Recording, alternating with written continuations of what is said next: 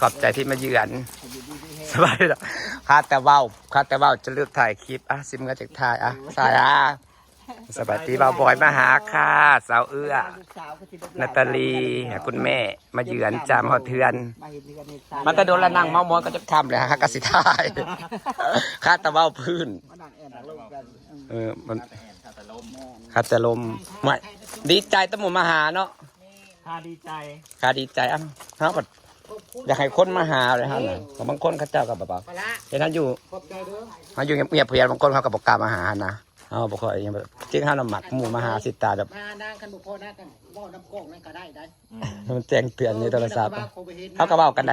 เว้ากับเสียงออกในกล่องรถเว้ากับกล่องเลยเหมือนว่าเสียงก็ออกใส่กันเลยคันอันจูบแห้งกว่าโทรศัพท์อีกได้ข้าเจ้ายืนว่าประมาณหน้าประตูนะเขาฟังในโทรศัพท์ได้ยินเบิดนี่ว่าเจ้าเว้าอีกอย่างกันมันจูบเขาเปิดฟังในโทรศัพท์เลยแต่ถ้าเปิดสัญญาณกับเขาขับมาฮอดไปเลยประตูมามันก็อันนี้แล้วมันก็บอกแล้วแจ้งแต่ทางโทรศัพท์อย่ามาหวานแถวนี้เดี๋ยวคุณแม่เด้อคนยังอยู่ผู้เดียวอยู่นี่นัตตาลีอิจฉาแล้วบ่อิจฉาเนี่ยคุณแม่เราเจอหักแท้เราเจอหักปลอมพอฮะนะคนมันแพงกันต้องเสียแหละครับคนเฮาน่ะท่าน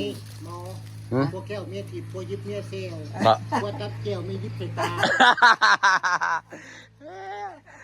คนเฮาถ้าคิดสิคบกันก็ต้องจริงใจต่อกันแหละคนเฮาก็แน่นก็สิบ่เอาแน่นยังน้อยก็เอาใจมาใส่กันเนาะคนเฮาหักแพงกัน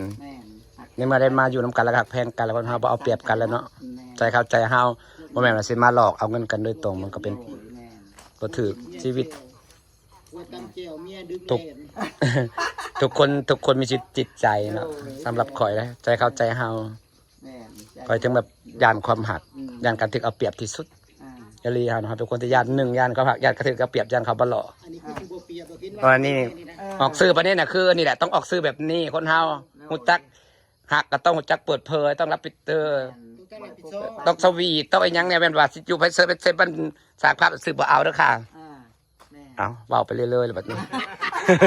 เขาได้เพิ่นบ่เคยมีอิจฉาคุณแม่แล้วเบาไปเรื่อยๆพี่ก็อิจฉาแล้วเนาะพอหักแท้พี่ผู้นี้เห็นก็นั่งยิ้มอยู่ผู้เดียวนี่เฮ้ยตัวอยากได้เฮ้ยอยากอยู่อะไรบ่เพิ่นบ่อำพูไปกินเทสเด็กสมวังคือเพิ่นนะถ้าไปยังบ่สมวังนางก็อยากคือลูกอยู่นางก็เคยมีนางก็เคยมีแฟนนะจักปีให้ตัวจักปีก็อยู่นำกัน3 ปีเพียงดมบ่เบิ่งหนกอิจฉาบ่เบิ่งหนกคนนะเขาอิจฉาเนาะเดี๋ยวอิจฉาไปสินอนบ่หลับซะมาแรงอยู่ผู้เดียวแรงอยู่ผู้เดียวอยู่สินอนบ่หลับซะครับเมื่อหนามาเลยเดี๋ยวเอาไว้เด้อจะปลาขึ้นมากินแม่นปลาน้ำอื่นออกเต็มหนองมาสักประมาณมันเวลาอยู่กันโดนดาวเศร้าๆเนี่ย10 โมง 11 โมงมาฮอดนี่สักประมาณเที่ยงก็โอเคแล้วว่าสัก10 โมง 11 โมงก็ดีอยู่กันโดนเดี๋ยว10ลงคาราโอเกะก็มีเดี๋ยวจะเปิดให้ดอกตู้กัน2 เครื่องเสียงมีครบเบิดลองคาราโอเกะแม่ลองคาราโอเกะเสียงไหลไปเลยก็จะไปหลอกหางัวมาเต้งชุดแล้วก็เดินเบะมันจะรุนนะครับขาดคือจะย่างเดินเบะน่าพอจะเกินเลยเฮ้ยมีเด้โต๊ะกะสิยากยังผู้บ่าวเฮ็ดนั่นนะฮอดใส่แล้วฮอดบ้านเฮานี่แหละฮอดใส่แล้วซะฮอดสิแยกบ่ไปบ่โตกันแต่ผู้บ่าวหลายแม่นบ่ผู้บ่าวอ้าวเธอว่าผู้บ่าวเธอเห็นนี่ผู้บ่าวเฮ็ดน้ำประปานะเธอก็ไปโลดพูดนี่ล่ะว่าน้ำประปาน่ะฮอดซั่นบ่ฮอดต้องคือเห็นว่าเฮ็ดสุดแล้วเขาหยุดแล้วบ่แม่นติบ่อยู่ฮอดแต่นี้ฮอดเฮือนนี่กับกองเขาก็หยุดเขาถมหมดเลยเด้มันของเอกชนหรือของรัฐบาลวะเอกชนเนาะบ่รัฐเขาช่วยพี่ฮะทางนอกเขาช่วยพี่แต่ว่าเขาเฮือนนะครับจ้างเอามันก็อันนั่นแหละมันก็ถึงแล้วมันเป็นซอยพี่ตรงไหนค่าข้าว 6,000 บาทพุ่นทางนอกเขา ให้พี่โครงการพี่วัตถุถูกสิ่งทุกอย่างหากตัวนั่งเจ้าคือต้องเสียเอา มันก็เป็นคำเว้าที่บ่ถึงแล้วจะว่าเป็นคำเว้าถึกคำเว้าที่แบบว่าสิเอาอันนี้ไปลงให้มีน้ำใส่แต่เจ้าจ่ายก็คือเป็นธุรกิจเขานั่นแหละก็คือบริฟรีเฮาจ่ายค่าข้าว6,000อันค่าเฮ็ดกับเขาเฮ็ดไปกับธุรกิจเขาอยู่แล้ว 6,000 บาทภูมิ ค่าข้าว6,000นี่เขาเว้ามา นั่งบ่ได้อาบน้ำมือสมาปาน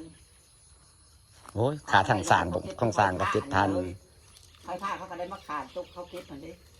ก็ซ้ำเขาไผเลยเนาะ ดือนะ แต่เฮาบ่มักอย่างหนึ่งว่าธุรกิจทางลาวนะว่าออกก่อนจ้าอย่าลืมนะคะก่อนวันหน้ามาไปไว้แน่เพราะแต่เว้าพื้นดนอยู่ผู้เดียวมีหมู่บ้านคนหมู่มาแหละเว้าพื้นหลาย เอาเลยเหยียบเนาะ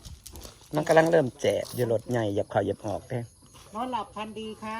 มันสะอาดได้ใส่หินนั่นเองสะอาดทั้งสะอาด เพราะรถ ติ เหยียบมันจะเก็บเลยนะ ฝนตกกับบ่เปื้อน แม่งบ่เปื้อนดีเอามาลงจากโหลดนี่ไหน ซองเอาเฮาเทหนาได้เฮาเทหนา จะต้องโหลดได้ลายดี 30 ตันรถคันหนึ่งนะ โหลดล่าง รถละหมื่นทางรถหนึ่งน่ะมัน30 ตันมันเต็มรถจะสวดรถ10 ล้อเด้ โหลดง่าย มันกัดเซฟการรักษานะครับผมมีเงินเทคอนกรีตเนาะ ขอบใจอะไรเจ้า โอเคครับรถดีๆเด้อมื้อหน้าจะว่ากัน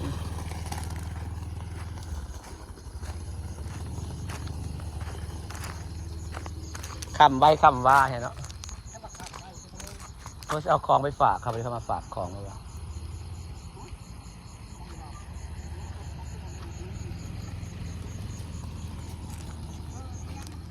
พี่น้องจ้า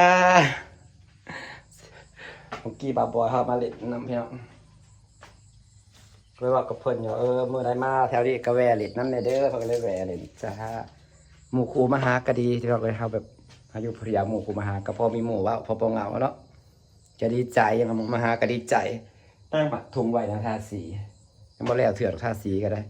เพราะว่าได้ข่าวลอยมาหาก็ดีใจไปในกับบาบอยมาหาขอบคุณหลายๆจ้าเนาะสิฝากบรรยากาศสักนี้แหละคาตาว่าวก็จะลืมถ่ายคลิป